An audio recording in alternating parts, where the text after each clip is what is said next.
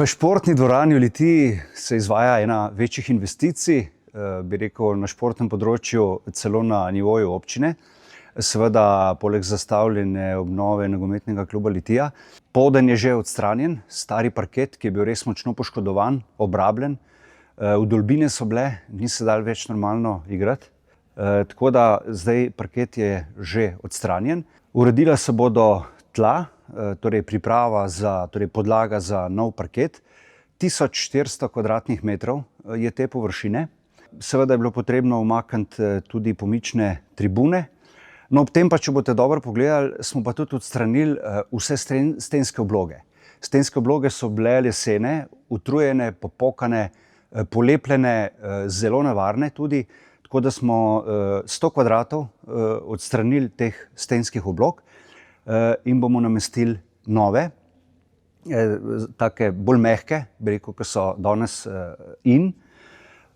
In investicija za parket je 295 tisoč evrov.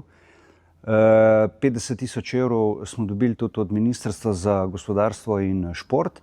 30 tisoč evrov bo investicija dodatna, ki smo se potem naknadno odločili, ko sem šel to pogledati, za stenske obloge. Potem bomo tudi prebarvali plezalno steno, ki je tudi v zelo slabem stanju. Seveda bomo pa ob tej investiciji uredili še kanalizacijo, in sicer bomo zamenjali 4 iztrošene stare železne jaške z novimi. Potem, ko bo parket konec julija nekje položen, bomo pa, seveda imamo poslikano površino, takšna, kot je bila prej, jo tudi pokazali vsem društvom, zainteresiranim in pa klubom, da bodo vse preverili, če vse štima.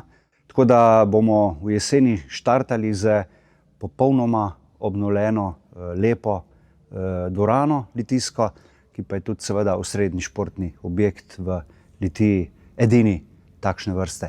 Tako da sem zelo vesel in verjamem, da bo občina še naprej iskala čim več rešitev za obnovo športne infrastrukture po celotni občini.